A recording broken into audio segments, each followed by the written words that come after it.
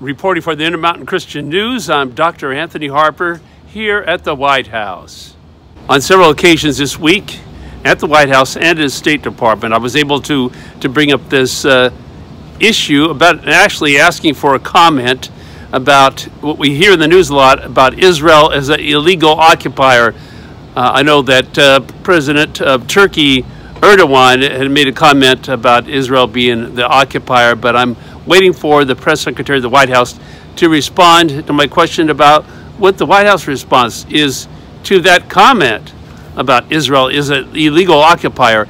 And by the way, Deuteronomy Chapter 1, verse 7 and 8 talks about the land promised to Jewish people at the time of Moses. Just read that, Deuteronomy 1, 7 and 8. In the description box of this video, you'll see that scripture there laid out. Now, here at the White House, there was a reporter a couple days ago that brought up an issue, actually a reference to a biblical history of the Amalekites, the enemy of Israel. When the reporter unidentified, there's actually a video clip of his question in the press meeting here at the White House about the Amalekites. This was to Admiral Kirby, President Biden's National Security Council, a spokesman on these matters. But so when this reporter brings up the issue of, and actually was inferring that Israel is involved with ethnic cleansing, much like as far as ethnic cleansing of the Palestinians, or the so-called Palestinians, with a backdrop to Netanyahu's comment about Israel's enemy of the Amalekites, and he accused them indirectly of ethnic cleansing of the so-called Palestinian group. But you'll see the video clip in here. Hear the reporter's questions. I've been countering that issue at the State Department and here at the White House about Israel's right to the land. So feel free to give comments about our YouTube videos here at the White House and State Department.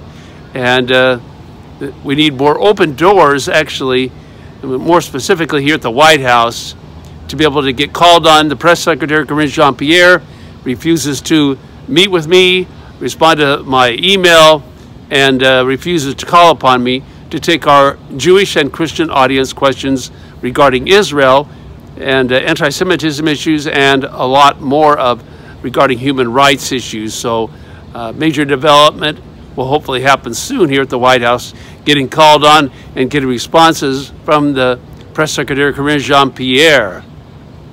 In addition, another issue that I brought up at the State Department, but the White House hasn't addressed here, won't let me ask the question, and that is the matter of Hamas being in total control of Gaza, and especially in control of the hospitals and the UN agency, the UN schools, UNRWA, which UNRWA is inciting kids to violence against the Jews with their hateful curriculum portraying the land as Palestine, not Israel. And I was introduced to Israel Prime Minister because of this issue of exposing the anti-Semitism of the UN school UNRWA.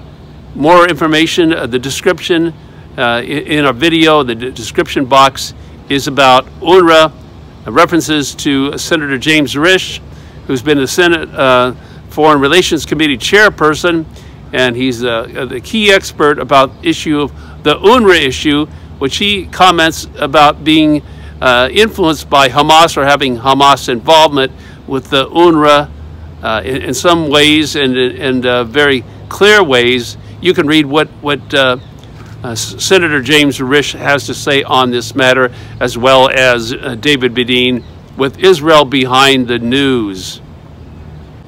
I've been here serving at the White House as actually the principal reporter exposing and reporting on anti-Semitism, anti-Israel issues, and Middle East concerns, as well as human rights issues. And you can look for more information in the description box of this video about my previous reporting on anti-Semitism.